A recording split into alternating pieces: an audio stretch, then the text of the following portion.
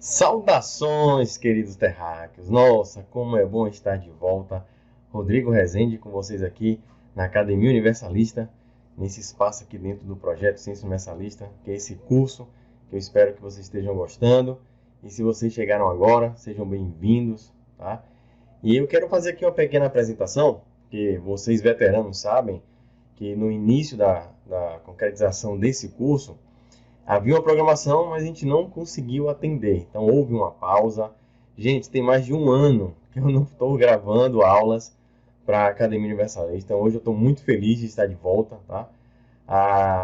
A vida nos coloca em situações que a gente tem que, dar algumas prioridades, sobrevivência, família, enfim. Mas estou de volta, tá? Então fico muito feliz. E hoje para falar um assunto que eu queria falar há muito tempo, que é física quântica. E por que eu queria falar muito? Porque está na moda. O que não faltam são os famosos coachings quânticos. E isso está gerando uma polêmica muito grande. Mas antes eu queria fazer uma breve introdução do que vai ser esse curso que vai ser daqui para frente, tá? Se vocês não viram, tá?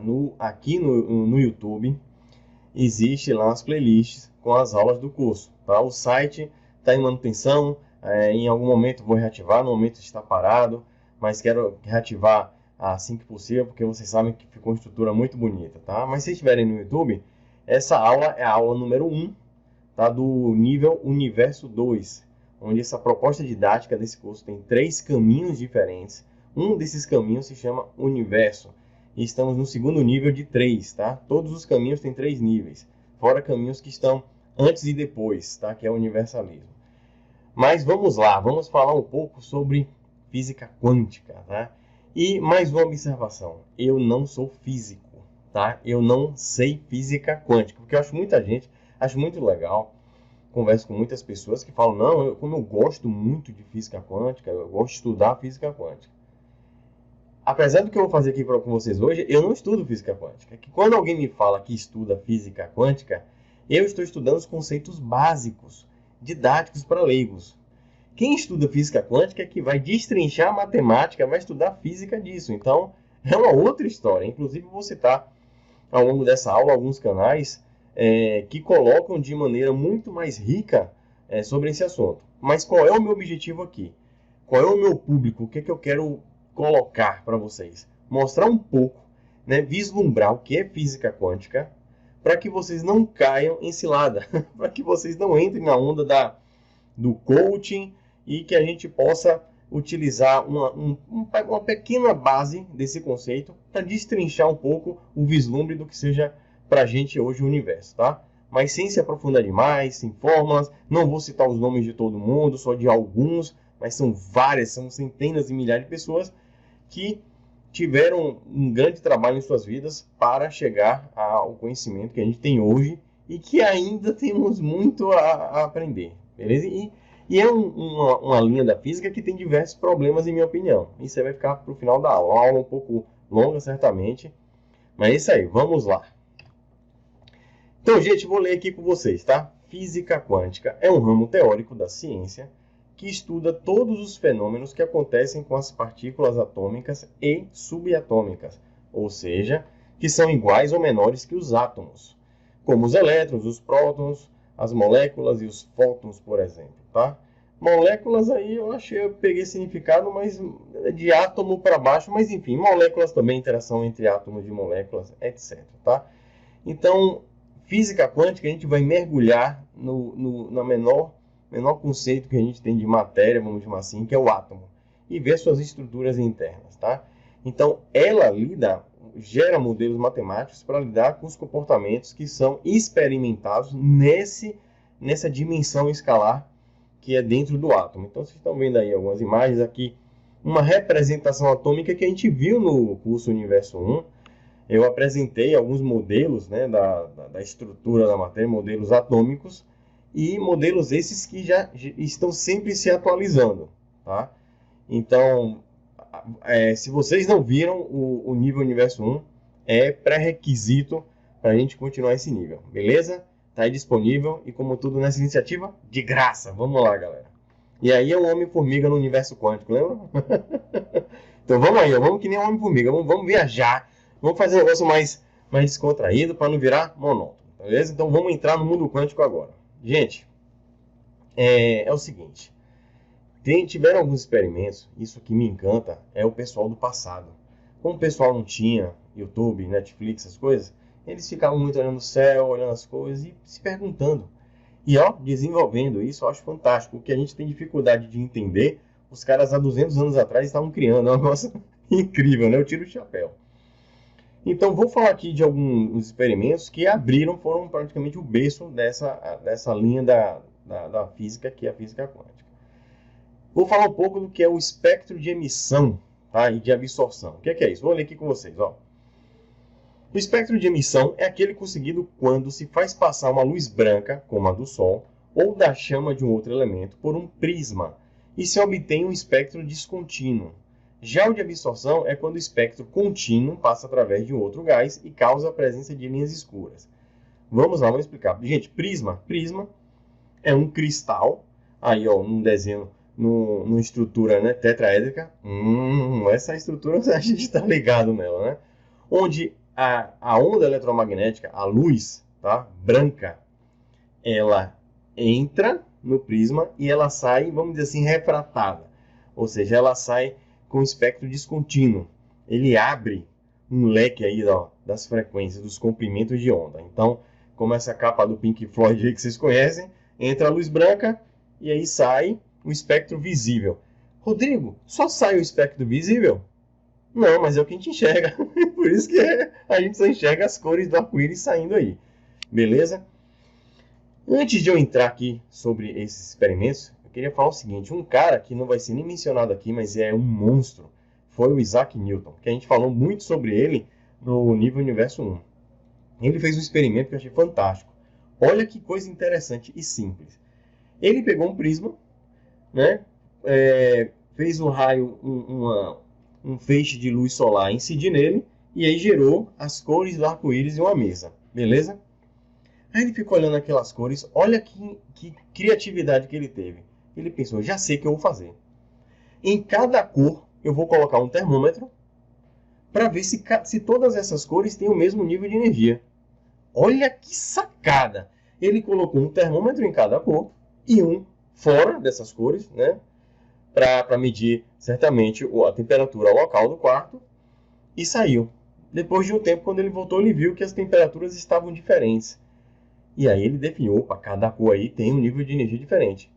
Ele poderia estar nessa aula, mas por coisas da vida, ele não seguiu muito à frente e outros pesquisadores pegaram seus trabalhos e foram mais além. Mas deixa que a ressalva esse britânico Isaac Newton, que o cara realmente foi excepcional.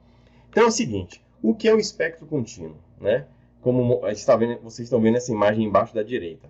A luz branca entra no prisma e sai todo o espectro visível. Vocês estão vendo contínuo, não tem nenhuma tarjinha falhando, nada, certo?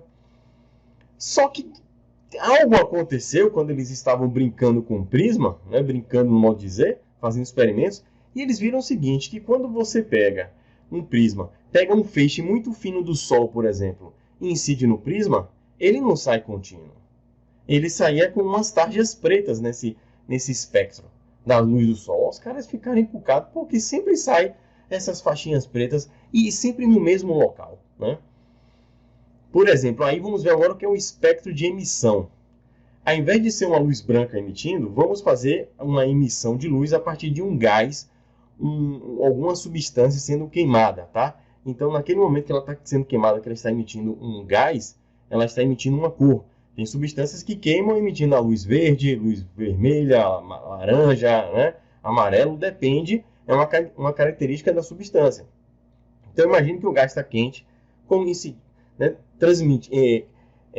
emitindo uma certa cor, incide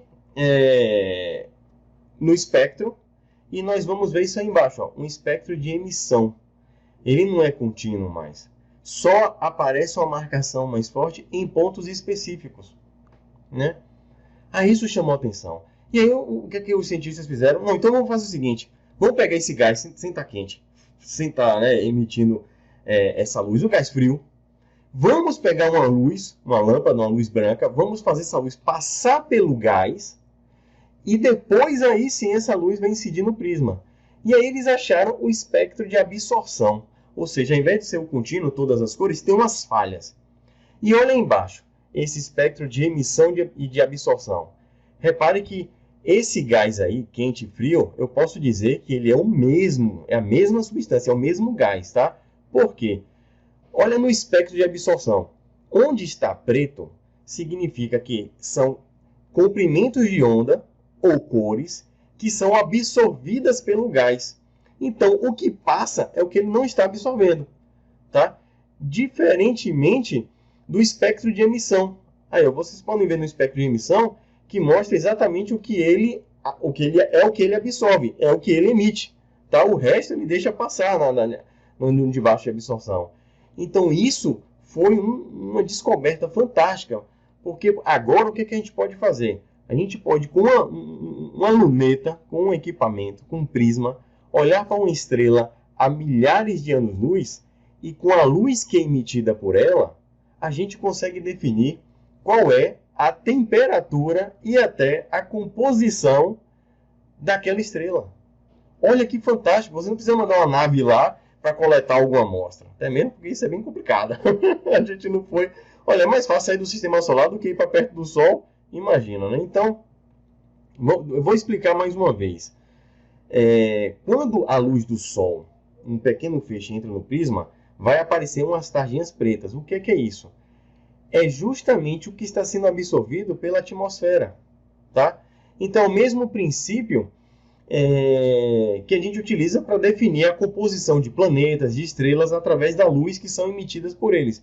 Porque olha aí no espectro de emissão, de emissão, com esse espectro que chega até a gente, com o espectro de absorção. Com esse espectro de absorção, a gente consegue definir quais são os comprimentos de onda que estão sendo absorvidos, tá?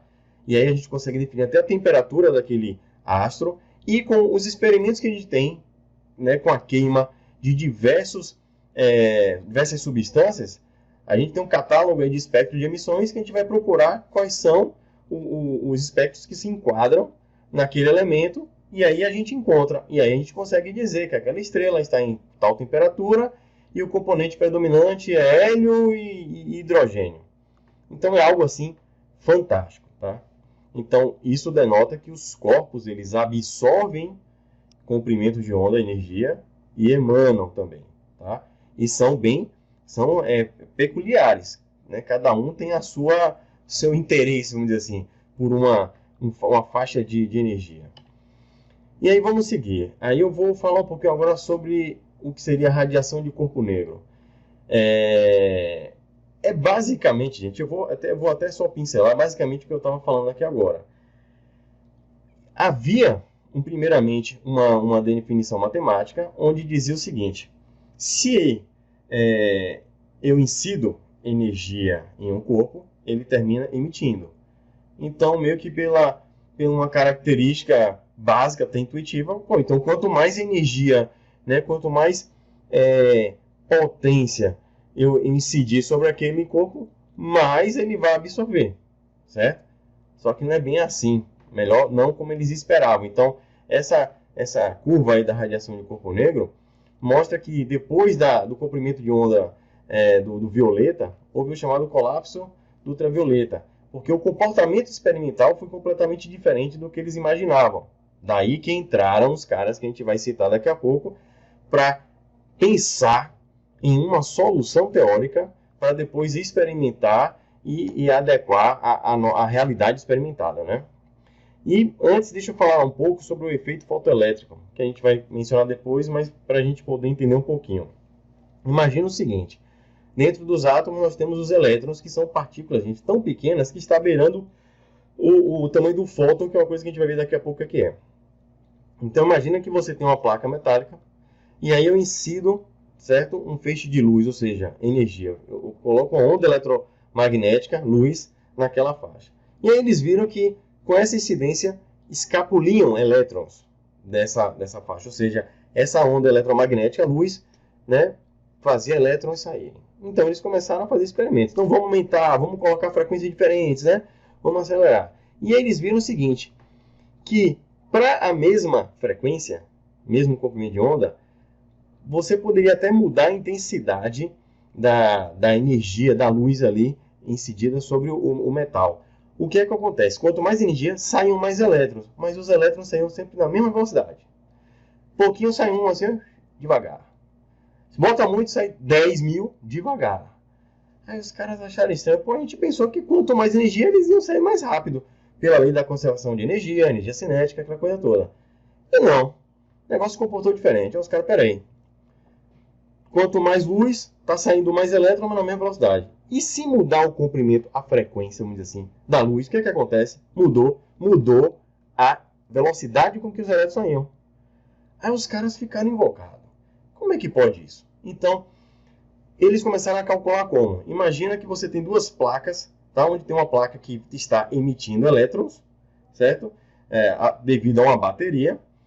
E nessa placa que está emitindo elétrons, no sentido da corrente elétrica, certo? No caso do desenho, ó, não sei como é que está a câmera, mas vocês olhando aí, tá da esquerda, ó, a setinha lá embaixo, corrente elétrica, ó, tá indo da esquerda para a direita, certo? Eles incidem a placa na placa que está recebendo, emissora, ou seja, da placa, da onde estão saindo os elétrons, ele vai incidir uma luz, certo? E aí o que é que eles começaram a observar? Começava a bateria, vamos dizer assim, um certo nível de campo elétrico se induzindo ali, os elétrons começavam a sair. Aí eles incidiram a luz. A luz fazia com que os elétrons fossem arrancados em sentido contrário à potência aí da bateria. Então chegava um momento que praticamente não saía elétron nenhum. E aí eles iam lá e mediam qual foi aqui a amperagem, qual foi a voltagem, o campo elétrico, e faziam todos os cálculos de elétrica para saber qual era a energia que aquela luz, ou seja, que aquele comprimento de onda, aquela coisa, estava incidindo sobre aquele material. E aí foi dessa forma que eles foram vendo que cada comprimento de onda, cada cor, tinha uma energia diferente. E isso ia de contra ao conceito de onda, onde uma onda eletromagnética era contínua. Quanto mais energia, quanto mais energia. E nesse caso, eles viram que não. Quanto mais luz você coloca naquela mesma frequência, quanto mais mudava a sua quantidade de elétrons que saía da placa, mas a energia era a mesma. Vamos dizer assim, né, a velocidade, a energia cinética dos elétrons era a mesma. Mas quando você mudava a frequência, mudava completamente a energia. Então eles ficaram, peraí, então a energia não é contínua. E é aí que a coisa ficou interessante. Recomendo os canais aí, ó. Coloquei até agora no início. Primata Falante é um canal para quem gosta de física. Ele tem uma didática perfeita, umas edições fantásticas. Então ele vai falar sobre física. É um cara que está se formando em física, então ou já se formou, não sei. Mas é um cara muito competente no que ele faz, tá? Recomendo bastante. Desculpa, eu esqueci o nome deles, eu sou péssimo com nomes. Outro canal muito bom também é o Ciência Todo Dia. Todos eles são física para leigos, para nós. É muito bom esse canal, tá? O outro é o Universo Narrado. Eu fiquei encantado com esse canal, porque eu acho que é um rapaz, ele desenha uma luz, ele é um desenhista perfeito e faz da maneira mais didática possível, fazendo os desenhos, animações, é incrível. E recomendo o vídeo sobre física quântica do nosso amigo Renan, do canal Red Pill, com a ressalva que o final do vídeo dele vai entrar no final do meu aqui, no sentido de um campo, ele colocou meio de uma forma onde há uma coisa meio aberta, mas é um vídeo fantástico que o Renan fez, tá? Então, gente, o efeito fotoelétrico é esse, é o efeito de você conseguir arrancar elétrons de alguns materiais incidindo luz sobre eles, tá? A gente vai falar um pouco mais sobre isso. Tá confuso? Tá, porque para mim também é confuso, uma coisa complexa, e vamos em frente, vamos pegando pelo menos só a essência da coisa. E aí eu queria citar alguns homens, alguns gênios, tá? Dentre muitos outros que não dá para citar todo mundo, até mesmo porque eu não conheço, mas enfim, a gente não pode tirar o mérito de todos que colaboraram, tá? Mas vou citar alguns que são os mais famosos e com uma certa relevância, ou seja, alguns gênios que, dentre diversos, colaboraram com a nossa ciência moderna. Max Planck, todos eles são verdadeiros monstros aí, mentes brilhantes, tá? Max Planck é o eletronvolt. Ele chegou à definição de a energia das ondas estacionárias. Gente, o que é uma onda estacionária? Imagina uma onda eletromagnética, você emite para o espaço, então é aquela onda que não tem início, mas não tem fim, né? Já uma onda estacionária, ela está presa em um espaço finito, tá? Ela tem início e tem fim. Um exemplo muito didático para isso são as cordas de um violão. Ela está presa em uma ponta, na outra, quando você bate o dedo, você vê que ela fica vibrando, tá? Na geometria de uma onda específica. Cada corda tem uma vibração. Tem até uns vídeos na internet que a pessoa coloca uma câmera dentro do violão e atrás está claro, o cara fica tocando, você vê que cada corda vibra, né, em uma onda específica, em um tom diferente. Então, Planck diz que a energia das ondas estacionárias dos elementos é quantizada.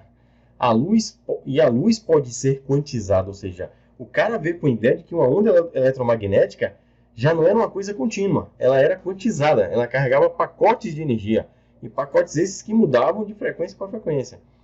Aí ele fala, ó, radiação é absorvida ou emitida por um corpo aquecido, não sob a forma de ondas, mas por meio de pequenos pacotes de energia, pacotes esses que ele chamou de quantum.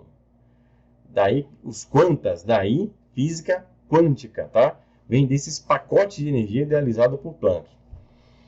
Outro fantástico que todo mundo conhece é o Albert Einstein, onde vocês, talvez alguns não saibam, apesar da relatividade geral ser uma coisa fenomenal de Einstein, ele ganhou o prêmio Nobel por esse efeito aí, a descoberta dele, que é o efeito fotoelétrico, que a gente falou agora há pouco, né? Mas não a descoberta do efeito, ele modelou, gerou uma matemática para simular o comportamento desse efeito. É uma coisa também monstruosa, e o mais interessante é que você imagina aquelas fórmulas gigantes, é uma fórmula super simples, uma equação linear, uma reta e um gráfico. Para você ver, chegar no simples, às vezes é a maneira mais complexa, né, que existe de pensamento. Então, Einstein constatou que a luz ela não era uma onda contínua, como se pensava, mas pequenos conjuntos de fótons que estimulam certos metais a liberar elétrons, gerando energia. O princípio foi usado como base para as tecnologias modernas. Para a liberação do elétron, a cor da luz é específica, ou seja, a energia específica. É aquela coisa, tem materiais que você pode pegar uma luz, uma onda eletromagnética na frequência, no comprimento de onda verde, está incidindo ali com a potência que você quiser no verde e praticamente não arranca elétrons, tá? Mas se você, mesmo diminuir a potência, atingir o comprimento de onda, sei lá, com o azul, que é daquele elemento ali, aí você consegue começar a tirar os elétrons. E foi em cima desse estudo aí que eles quantizaram a luz, ou seja, a luz ela leva pacotes. Ou seja, ela começou a ter um comportamento não mais só de onda, mas como partícula, chamado fótons também. Ou seja, a luz ela carrega energia em pacotinhos. Ou seja, a luz tem fótons, como se fossem partículas levando energia. E cada comprimento tem uma quantidade de fótons diferente, de energia diferente. E isso foi revolucionário, tá? E aí vocês estão vendo o seguinte, que antigamente, como a gente viu no nível 1, os modelos atômicos eram orbitais. O que é isso, os primeiros modelos? Né, como o de Bohr. Eles definiam órbitas específicas para os elétrons estarem ali ao redor do núcleo. Tá? E aí, alguns cientistas chegaram à seguinte ideia. A gente vai até ver mais na frente. Espera aí. Será que o elétron pode ficar em qualquer lugar? Né? Ou tem lugares específicos? Né? Ele não pode ficar nem na metade, nem no meio. Tal. A gente vai ver daqui a pouquinho. Mas antigamente era uma visão mais determinística. Ou seja, aqui tem as órbitas, os elétrons estão aqui. Certo? Só que com a física quântica a gente viu que a coisa é bem mais complicada. Então hoje a gente pode dizer que é a física mais probabilística. A gente vai ver que existe o chamado problema da medição. A gente não consegue definir exatamente em que tempo e em que ponto do espaço o elétron vai estar. Em que velocidade, se vai estar em que sentido girando, etc. Não dá. Existe uma probabilidade, regiões onde a probabilidade é a maior possível dentro daquele momento para ele estar. Tá? Então a gente começa a lidar com probabilidades. E aí cada elemento, em cada nível de energia, vai formar uma geometria, né, de probabilidade diferente, onde essas regiões com maior probabilidade, a maior densidade de probabilidade, vai se definir como a geometria dos orbitais dos elétrons naquele átomo, beleza? Repare, então a coisa, ó, preto no branco, está começando a entrar em estatística, probabilidade. A maior probabilidade é essa. Não vou te garantir 100%, ou seja, o absoluto começa a ficar cada vez mais sensível, né? Outros duas mentes brilhantes estão aí. Francês, o Louis Broglie, se é que se pronuncia assim. Ó, a pronúncia aqui vai ser complicada essa página, né? Onde ele definiu o seguinte, que as partículas, elas também possuem comprimento de onda. Ou seja, ele fez a correlação entre quantidade de movimento e comprimento de onda. Aí vem a dualidade onda-partícula. Ou seja, os elétrons estão em órbitas energeticamente específicas. Aí vê aí que entrou a nuvem de probabilidade, as órbitas múltiplas da onda estacionária. O que é isso? Antigamente era aquela visão do elétron orbitando ali o núcleo. Com essa questão da luz quantizada, ele definiu o seguinte, olha, já que uma onda, você quando faz uma onda, você pega uma corda e começa a balançar, formam várias ondas, várias cristas, né, caminhando ali na corda. Você não consegue gerar meia onda, né? Você só consegue fazer um múltiplo daquela crista, daquele comprimento de onda. 1, 2, 3, 4, 5, 6, 1 milhão, infinito, mas você não consegue fazer meia onda, 1,27 de onda, né? Não dá. Então, com essa correlação, ele começou a fizeram experimentos e começou a quantizar as órbitas, ou seja, o elétron, já que o elétron ele pula de camada, aí vem um famoso salto quântico, quando ele recebe energia, o que é isso? Aquele elétron, quando ele recebe energia, ele salta de camada e libera um fóton, certo? Então, desculpa, o elétron, quando ele absorve uma energia, um fóton, ele pula de camada, tá? Quando ele volta, quando ele perde essa energia, ele libera essa luz, ele libera o fóton nessa cor específica que ele absorveu e ele volta para uma outra órbita, para uma outra camada. Então ele definiu que esses elétrons, como o salto é correlacionado com a quantidade de fótons, né, que ele recebe e é quantizado, você não consegue receber meio fóton, você recebe 1, 2, 3, 4, 5, dependendo do comprimento de onda, dependendo da energia daquela luz. Ele definiu que o elétron, então, ele não vai poder ficar no meio do caminho. Ele vai ficar exatamente nos orbitais, né, dessas energias. E aí foi que foi feita toda aquela geometria para definir a probabilidade de onde os elétrons vão estar. E aí vem o austríaco, salvo engano, Schrödinger, onde ele definiu a equação diferencial parcial que descreve como o estado quântico de um sistema físico muda com o tempo. A chamada função de onda. Isso aí é um negócio mais complexo, mas é algo fantástico. O que ele fez? Ele conseguiu fazer um modelo matemático, onde não só explicava o átomo do hidrogênio, o comportamento, tá, da dualidade onda-partícula, como ele conseguiu expandir isso para todos os elementos da galáxia. Tá? Então, esse comportamento de onda-partícula, ou seja, de energia com pacotinhos e aonde os elétrons ficam nessa eletrosfera, o cara conseguiu fazer um modelo matemático onde ele pega uma função de onda e consegue fazer todo esse modelo para todos os elementos. Tá? Então você consegue definir, se o elemento tal receber tal incidência, como é que vai se comportar esses orbitais. Enfim, ó, foi um cara que foi uma revolução fantástica. É aquele mesmo cara do gato. Mas a gente vê depois, tá? E aí entra o alemão Heisenberg com o princípio da incerteza. Vou ler aqui com vocês. Para se descobrir, olha que interessante isso, gente. Vamos ler juntos. Para se descobrir a posição de uma bola de plástico dentro de um quarto escuro, como é que a gente descobre dentro de um quarto escuro onde é que está uma bola de plástico? Ele deu algumas sugestões. A gente pode emitir algum tipo de radiação e deduzir a posição da bola através das ondas que batem na bola e voltam. Não, uma espécie de sonar. Se quisermos calcular a velocidade de um automóvel, a gente pode fazer com que ele atravesse dois feixes de luz e calcular o tempo que ele levou entre um feixe e outro. E aí, quando você calcula a velocidade, você sabe que tempo passou, você ainda consegue definir aonde ele vai estar daqui a 1 hora. E com que velocidade ele vai estar, enfim. Indiretamente, a gente consegue definir aonde o carro vai estar, onde a bola vai estar. Agora vem a questão. Nem radiação, nem a luz consegue interferir de modo significativo na posição da bola, nem alterar a velocidade do automóvel. O que é que ele quis dizer com isso? Enquanto você está fazendo as medições do carro ali passando, ou de encontrar a bola, as emissões eletromagnéticas, a área do seu próprio aparelho, do seu laser, tudo que está ali, não vai interferir na velocidade do carro, nem onde está a bola. Ou seja, é desprezível, tá? A gente pode considerar um sistema fechado, e isolar essas interferências que é desprezível, a gente não vai ter diferença nenhuma. Mas aí ele faz a ressalva, que é o seguinte, que essas características podem interferir muito, tanto na posição quanto na velocidade de um elétron, pois aí a diferença de tamanho entre o fóton de luz, e o elétron é pequena.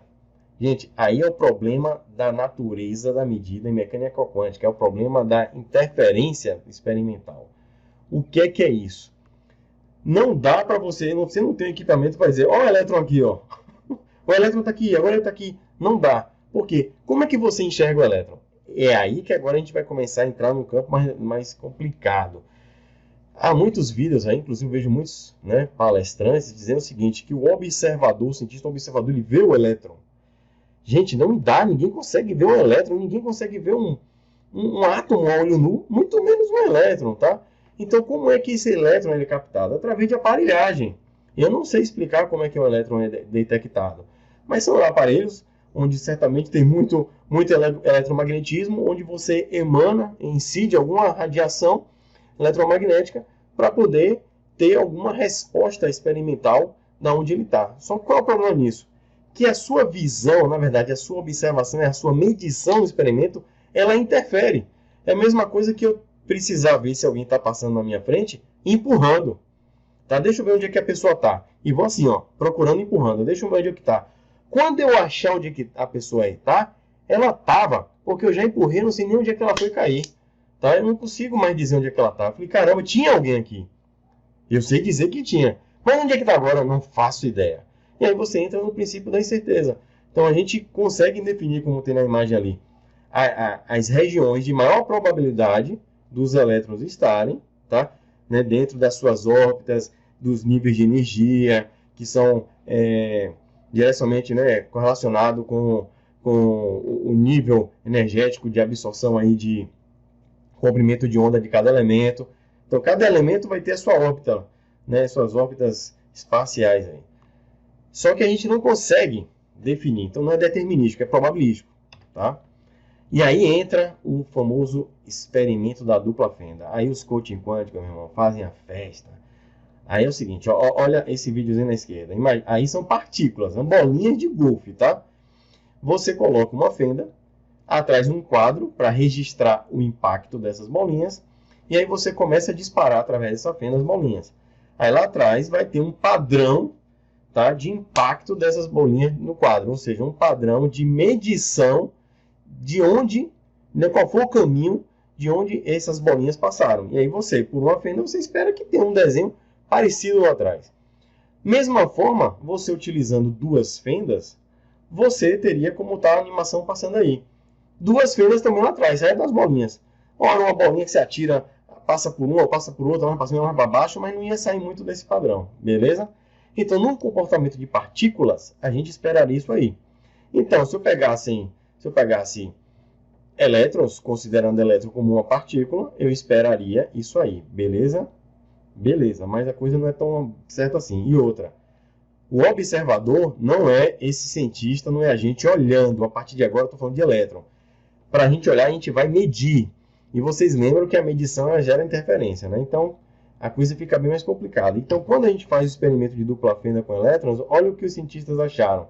Acharam um padrão semelhante ao padrão de interferência de ondas, tá? Aí, ó, o resultado com emissão de elétrons foi semelhante ao comportamento ondulatório, com seções construtivas e destrutivas. Aqui na direita, vocês estão vendo também o mesmo resultado, tá? Então, ou seja, por duas fendas, eu começo com o aparelho a disparar elétrons, não ficam duas fendas, não há uma marcação de duas fendas atrás, e sim de várias, certo? Mas olha a coloração, regiões com intensidades diferentes. O que é que está acontecendo aí agora, tá? Eu posso dizer que a partícula, então, se comportou semelhante à onda, porque o resultado foi igual ao esperado de um movimento ondulatório, perfeito? Então, elétron é uma onda, aí é que entra a dualidade. Se me perguntar, não sei. Mas o que acontece também? Se você colocar duas fendas, tá? E começar a tirar partículas, com o tempo você vai vendo que existem algumas curvas de probabilidade. Se você ficar disparando só em uma fenda, depois só na outra, você vai ver curvas de probabilidade de local de impacto. Quando você faz uma sobreposição dessas curvas, o que coincide também? Dessas faixas aí serem as zonas de probabilidade. Ou seja, são as regiões mais intensas aí na cor, são as regiões de maior probabilidade dos elétrons atingirem. Então você começa a criar também aí, eles criaram as regiões de probabilidade. Ou seja, eles pegaram até então os elétrons como partículas e começaram a utilizar o comportamento ondulatório para explicar. Daí a questão da dualidade partícula-onda. Mas isso estamos lidando com movimentos em probabilidades, tá? A dualidade continua, vamos dizer assim, um mistério até hoje, porque a gente não sabe se os elétrons eles são realmente, de alguma forma, onda, ou se são elementos tão pequenos que eles estão presos dentro de uma limitação. Imagina que fosse dentro de uma malha, onde a probabilidade não deixa eles escaparem dessa realidade aí, que se assemelha à realidade ondulatória. E aí, dentro do nível 1, aqui da Academia Universalista, do universo 1, vocês viram que no final a gente apresenta uma rede, uma malha do espaço-tempo, uma geometria, depois de muitas aulas que a gente viu, né, algumas geometrias, onde sou eu, Rodrigo, falando, acho que poderia ser essa limitação, ou seja, as menores partículas possíveis, estão falando de elétron quase o tamanho de um fóton. Lembra que é um negócio menor possível, um pacotinho de energia. Eles estão voando no nada? Não. Eles estão voando em uma malha, chamada malha espaço-tempo. Então, talvez, né, exista um terreno invisível para a gente, onde seja desenhado um perfil de movimento, tá? Onde a gente não vai conseguir mensurar, medir, mas a gente consegue definir a probabilidade para esses acontecimentos. E aí vem outra questão, que é o seguinte: agora a coisa está ficando cada vez mais complexa, inclusive para mim e para a ciência, tá? Tem um conceito muito famoso de entrelaçamento quântico, que inclusive muitos coaches fazem a festa. Mas eles adoram isso. Que é um conceito que define o seguinte: que existem partículas no universo entrelaçadas, elétrons entrelaçados, onde um elétron pode estar aqui em outra galáxia, e no momento que eu observo esse elétron, o outro se comporta igualzinho, instantaneamente. Cara, isso é surreal. E fantástico. E, caramba, eu tô me pesquisar e estudar isso, tá? E a coisa não é bem, talvez, olha o talvez aí, não seja bem assim como muitos querem que seja. Por quê? Porque aí coloca dentro de um falatório ali, né, motivacional, e bota um palitozinho, ó, faz a posição coaching, né? Me dê 5 mil reais e eu vou falar uma coisa bonita para você ficar alegre. E aí a coisa deslancha, tá? Não necessariamente é assim. Como é, dentro do meu leigo estudo, gente, vou ressaltar de novo, essa aula está sendo difícil para mim, tá? Que eu não sou físico. Como é que eles estudam isso? Eles pegam um conjunto de partículas, de elétrons, até de átomos. Normalmente os experimentos são feitos com uma quantidade pequena. E eles vão colocando em um meio onde vão interagindo com eles de alguma forma, tá? E aí eles vão fazendo as medições da seguinte maneira. Tem grupos no mesmo meio, mas em locais, em medições diferentes, onde eles vão vendo o seguinte: vou medir aqui. Quando eu medir aqui, eu vou ver qual é a resposta que eu tenho do outro lado também. Por exemplo, os elétrons, quando eles estão próximos, tá? Os elétrons, considerando agora em uma partícula, eles giram, tá? É o chamado spin. Tem um sentido de rotação. Então, imagina uma engrenagem. Se eu estou girando aqui e ver outras girando, elas ficam girando em sentidos diferentes, certo? Então, se eu tenho uma girando para cima, a outra que está aqui está girando para baixo. Então, isso é uma premissa de que dois elétrons juntos vão estar com spins invertidos. E aí, o que é que eles fazem? Vamos ver se essa galera aqui está de alguma forma entrelaçada. Quando eu coloco o medidor, que eu vejo que esse aqui ficou para cima, naquele exato momento o outro ficou para baixo, correto? E aí eu vou medir de novo. Agora já não ficou para cima. Agora, quando eu vi esse aqui, vi, entre aspas, medir que esse spin estava para baixo, o outro está para cima. Então, eu já posso fazer uma dedução do sistema todo, só medindo uma parte do próprio sistema. Ou seja, se eles estão entrelaçados, se esse estiver para cima, eu medir e eu ver que esse aqui está para cima, então eu nem preciso medir o outro, que eu sei que ele vai estar para baixo. Então, a ideia do entrelaçamento quântico seria essa. Mas aí vem o problema. Como é que isso é feito? Você começa a medir, certo? Aí, deu a resposta que você queria, deu igual. Beleza, você vai anotando. Na primeira medição deu igual, na segunda, deu errado. Na terceira deu igual, na quarta deu errado, na quinta deu igual, errado, igual. Aí você faz uma batelada imensa de medições e aí você vai ver a probabilidade, né, que deu, a estatística que deu de acertos, ou seja, qual foi o percentual de acertos para essas medições. Poxa, esses elementos aqui foi 99% de acerto, ou seja, quando eu media de um lado, no outro respondia exatamente como eu esperava. 99% eles estão entrelaçados de alguma forma. Outra coisa deu 1%. Aí a estatística já mostrou que a coisa está aleatória, né?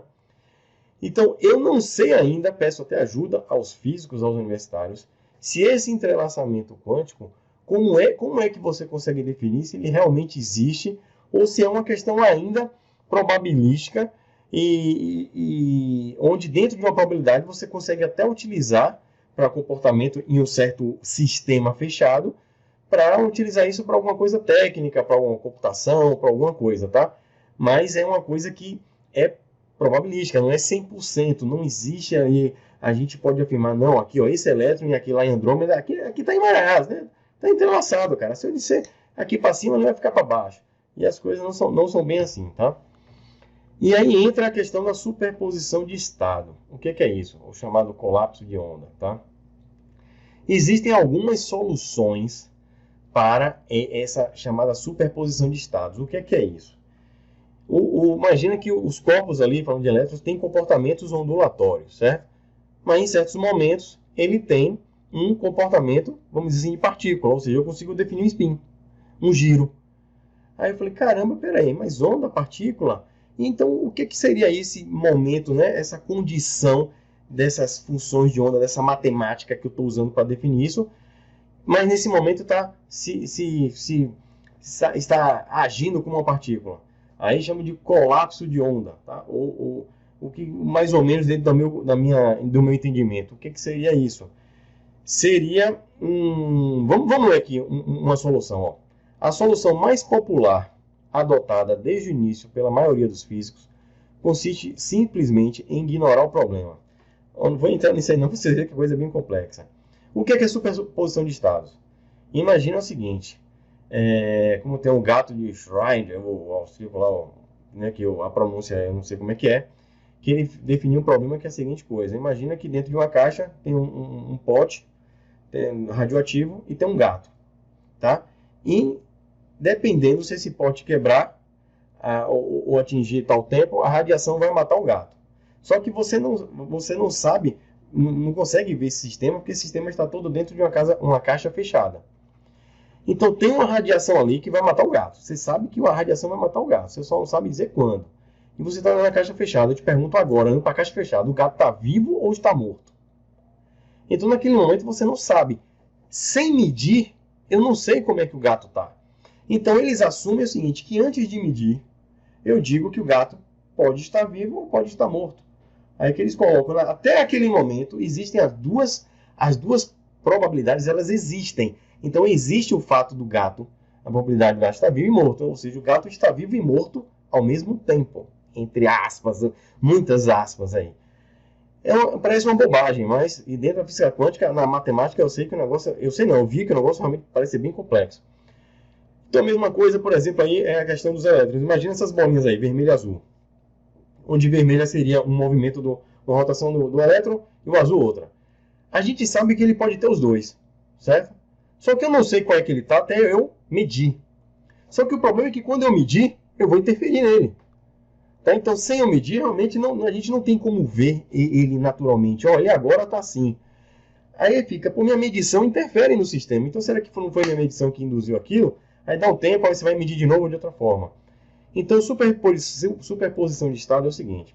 Eu tenho duas aí, ó, duas partículas entrelaçadas, certo? Dois elétrons, onde um está um espinho vermelho para cima, assim, o outro é o azul para baixo. No momento que a mãozinha clica, que ele mede é aquilo, eu consigo definir qual é o estado que vai estar o outro, tá? Mas é diferente de eu dizer que os dois estão ali coexistindo ao mesmo tempo nos dois estados. A coisa não é bem assim, que é outra coisa que os coaches também gostam pra caramba. Né? Mas vamos continuar aí, ó. A solução mais popular, que é de Copenhague, ela adotada desde o início pela maioria dos físicos, ela consiste no seguinte, que simplesmente ignorar o problema. Assume-se nesta posição ortodoxa que durante o processo de medida, a equação de Schrödinger não se aplica e que a evolução do estado se dá aí aleatoriamente, no jargão dos físicos. Diz que a função de onda sofre uma redução ou um colapso. De inspiração antirrealista, essa posição aceita o colapso como um fato, mas proíbe a sua investigação. Recomenda que os físicos não se preocupem em entender quando, como e por que ocorre, e se limitem a aplicar a mecânica quântica como um mero instrumento de predição dos fenômenos. Vocês entenderam? Eu também não. Ou seja, eu acho que nem eles entenderam também. Porque eles não querem entender a causa. Então, assim, a coisa é tão complexa. E você vê que a física quântica é maravilhosa, mas ela tem umas premissas meio estranhas, tá? Elas se sentem incapacitadas, talvez, de conseguir, né, medir, ou seja, se você definir alguns parâmetros, então entender alguns fenômenos, então você esquece o que está causando isso, se limita a usar, né? Basicamente dessa forma. Então você vê que a coisa é bem complicada. E aí eu coloquei aí alguns axiomas da física quântica. Olha como a coisa é complexa. Primeiro, não nos importamos com a causa. Aí foi o exemplo da força nuclear forte. Lembra que a gente falou no nível passado? Pô, mas por que os prótons com cargas positivas, né, estão juntas? Isso vai contra o eletromagnetismo. Né? Cargas iguais se repelem. Mas os prótons gigantões em relação ao elétron, né? O elétron não é nada. Gigantões ali estão juntinhos. Por quê? Aí a física falou o seguinte, não interessa o porquê. Se tá é porque tem. Então usa aí, entendeu, cara? É o que tem para hoje. Leis naturais. Definidas a partir de estudos sobre sistemas isolados. Ou seja, não existe nada isolado no universo. Até pela própria teoria, não do início, porque o Big Bang, dentro da visão, né, científica atual, não explica a origem do tudo. Explica o movimento das galáxias que possivelmente partiram de um ponto. A gente já viu essa questão de pontinho, né, no nível passado. Se tudo estava junto, então tudo estava conectado. Tudo estava, vamos dizer assim, entrelaçado de alguma forma. Coexistindo tudo junto, estava tudo unido ali, certo? Então não existe nada isolado. Não existe. Isso é uma coisa que a gente idealiza, que a gente despreza interferências que não fazem diferença. Por exemplo, você falar que o carro está a 80 km por hora, já está safe para você. Aí dizer, não, mas tem interferência disso, aquilo outro, que na verdade está a 80.00001 km por hora. Cara, isso não muda nada, a gente não identifica. Então você cria um sistema fechado para resolver problemas práticos do nosso dia a dia, tá? Mas quando a gente fala do universo, dos parâmetros do universo, é meio complicado, não dá para separar. E a própria física quântica está vendo que chegou a um ponto que falou, lascou, realmente. Não dá porque a gente não consegue ver sem interferir, sem mexer, sem bagunçar a bagaça, ou seja, realmente está tudo conectado aqui, tudo interfere. Né? Sistemas isolados, ou seja, explicando aí, implica em um conjunto de matéria que não interage com o resto do universo de forma alguma. E esse tipo de sistema ele não existe na realidade. Então há essa diferença hoje da mecânica clássica, aquela determinística, né, objetiva, pá, preto no branco, e a mecânica quântica, onde é o campo das probabilidades. É um mundo inacessível. Então a gente imagina, existe muita matemática, muita inteligência para isso, e experimentos mostram até comportamentos bizarros. E aí os caras, não estou entendendo esse comportamento bizarro não sei nem se a gente tem como entender, mas já que está assim, né, é aquela que, não sei se é que foi assim, vai trabalhando dessa forma. Então, o negócio realmente é bem complicado. E aí entra no universo das possibilidades. Cuidado, coaches. Por que é o mundo probabilístico? É porque a gente não consegue ter o acesso que a gente tem, por exemplo, na mecânica clássica. Tá? E aí vem os desafios da física quântica. Como medir sem alterar o sistema? Como lidar com escalas infinitas? Lembra do universo fractal, uma coisa infinita? Como é que você lida com o infinito?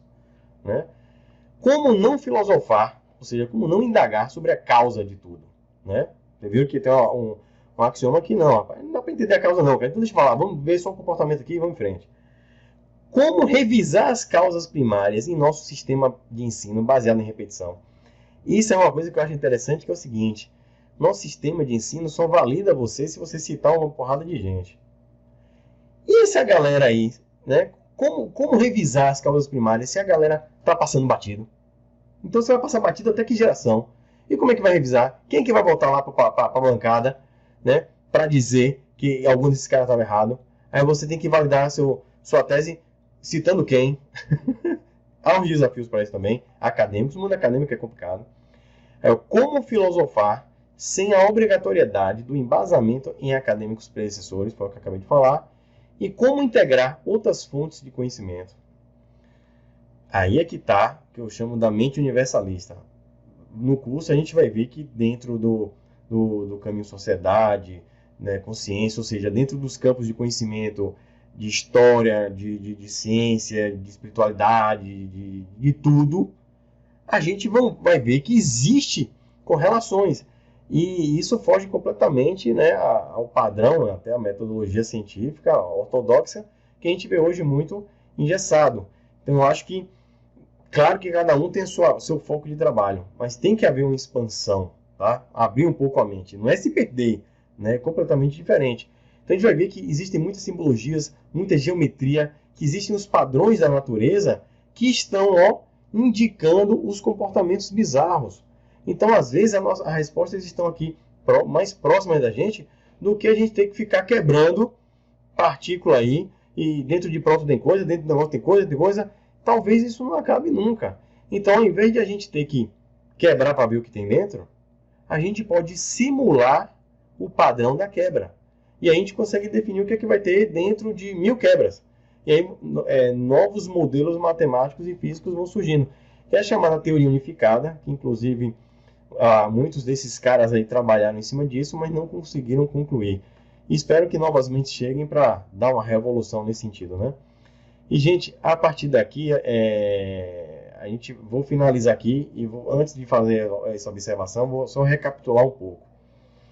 A gente viu que existe o comportamento das partículas, que a mecânica clássica é um carro andando, um avião voando, isso tudo é mecânica clássica, é determinística, né?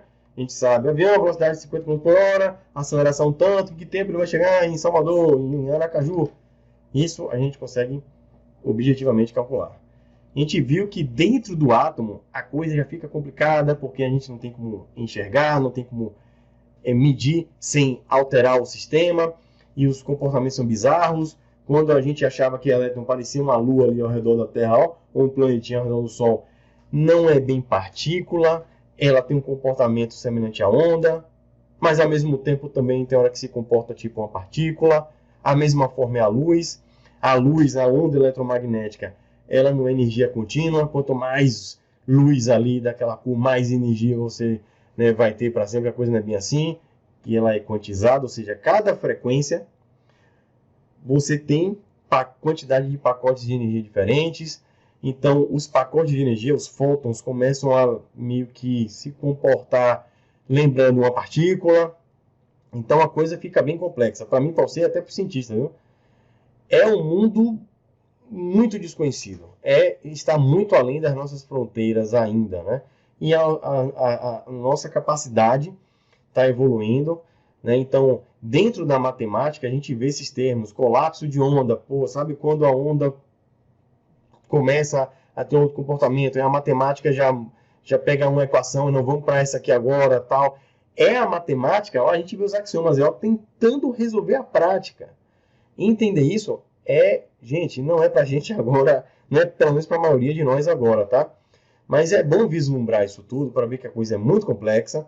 E quando você vê essas pessoas dizendo que é expert em física quântica, força do pensamento, ali vem aquela coisa, você pensa, você cria sua realidade, porque para o embaralhamento quântico, a dupla fenda, o observador cria a sua realidade. Vocês viram que a coisa não é bem assim. Sabe como é que você cria a sua realidade? Aí eu posso dizer, o observador cria a sua própria realidade? Cria. Ele pensa assim, ó, eu quero pegar o controle. Aí você vai pegar o controle. Eu quero ganhar mais dinheiro. Você faz alguma coisa para ganhar dinheiro. Mas é só com a força do pensamento. Isso se chama preguiça. Então, gente, desculpa aí, coachings quânticos, vão procurar outra coisa, tá? Mas a vida não é pura, não. Você tem que ter força de vontade para fazer suas realizações só. Mas não bota física quântica no meio, não, porque dá um nó na cabeça do pessoal, né? Gente, observação. Aviso, agora um aviso, tá? Desde que eu comecei o caminho Universo 1 inteiro, e até essa primeira aula do segundo nível do caminho Universo, ó, aviso aí, ó, a partir daqui, muito, em quase toda a sua totalidade do que será abordado são hipóteses. Hipóteses. Especulações sem um critério tido como científico. Considere uma filosofia de caráter lógico. O que é isso? Eu vou procurar a minha coerência ou a coerência de outros pensadores para vislumbrar certas condições que não obedecem ao que a nossa ciência prega hoje, tá? Porque a gente vai um pouco mais além. Então, quem somos nós, quem sou eu para poder definir que aquilo é verdade? Tá? Então, muito cuidado. A gente agora vai entrar no campo chamado da metafísica, onde metafísica é uma palavra com origem no grego e que significa o que está para além da física. É uma doutrina que busca o conhecimento da essência das coisas, uma das disciplinas básicas da filosofia. Entenderam agora, baixinhos? A gente vai ter que filosofar e muito sobre as coisas. Então, se a própria física quântica, né, está se dando o luxo de desprezar as causas, a gente vai tentar estudar essas causas, só que com o luxo de desprezar, às vezes, até uma matemática, tá? Então, a gente vai especular, vai pensar, tá? E vai só para abrir a nossa mente. Aí, por exemplo, um grande pensador, que foi Aristóteles, filósofo grego, que viveu aí, ó, de 384 a 322 anos antes de Cristo. Estudo universal das caracterizações mais gerais daquilo que existe. Pensador universalista, são os monstros que tem aí, né, do passado, que até hoje, olha mais de 2000 anos atrás, e a gente ainda tenta entender o que esses caras pensavam. Os caras eram muito além do seu tempo.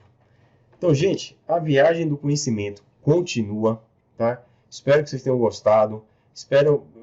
Como eu falei, eu não sou físico, a coisa é bem complexa. Eu não sei matemática avançada ao ponto. Eu acho que não é o momento aqui de estar passando matemática. Mas vocês viram que coisa legal? Vocês entenderam agora que eu ficava pensando como é que o cara com o telescópio olha para uma estrela piscando lá longe e consegue dizer são os componentes, qual é a temperatura, né? Olha quanta coisa a gente consegue ver com a luz que chega até os nossos prismas, né? Isso foi fantástico. Olha como a gente começou a conhecer cada vez mais a estrutura das menores partículas que a gente, né, compreende da matéria, dos átomos e suas estruturas internas que a física quântica estuda. Olha que coisa, né, fantástica. Olha quanta coisa a gente vislumbrou. A gente viu alguns elementos, alguns comportamentos, algumas coisas que até hoje não sei se está comprovada, a coisa do emaranhamento quântico, emparelhamento quântico, entrelaçamento quântico, como queira chamar. Não sei, para mim isso ainda é uma questão probabilística, não sei se já conseguiram algo num nível quase, né, determinístico de que realmente essa coisa existe e dá para usar, não sei. Peço aí a ajuda dos universitários, mas vocês viram o seguinte, que é um campo de estudo muito sério, em cima de muita matemática, em cima de muito pensamento, de muito experimento, e o grande objetivo aqui de vocês é entender o que mais ou menos o que esse assunto, o que esse campo da física direciona. Assistam aqueles canais que eu recomendei, que aí eles vão explicar de uma maneira muito melhor do que a minha, tá? Com muito mais embasamento, com muito mais didática. Mas já serviu, acredito, essa aula para vocês esquecerem aquela cilada de coach quântico, aquelas noias que a galera mistura uma porrada de conceito em cima de premissa altamente falha. Beleza? Então, gente, queria agradecer, estou muito feliz de estar aqui, né, nesse projeto, continuando aqui a nossa empreitada. Como diz aí, a viagem do conhecimento continua. As próximas aulas vão vir em breve, tá? E a gente vai estar sempre divulgando aí. Tá bom? Gente, mais uma vez, brigadão. Fiquem com Deus, fiquem com o universo, fiquem com quem vocês quiserem, mas fiquem em paz. Beleza? Então, bons estudos. indiquem as pessoas, não para fazer esse canal, esse projeto crescer. Meu projeto se chama Pensamento Universalista. Então leve isso para as pessoas pensarem e construir uma sociedade melhor. Beleza? Então é isso aí, gente. Um abração. Até a próxima aula. Tchau, tchau. Valeu.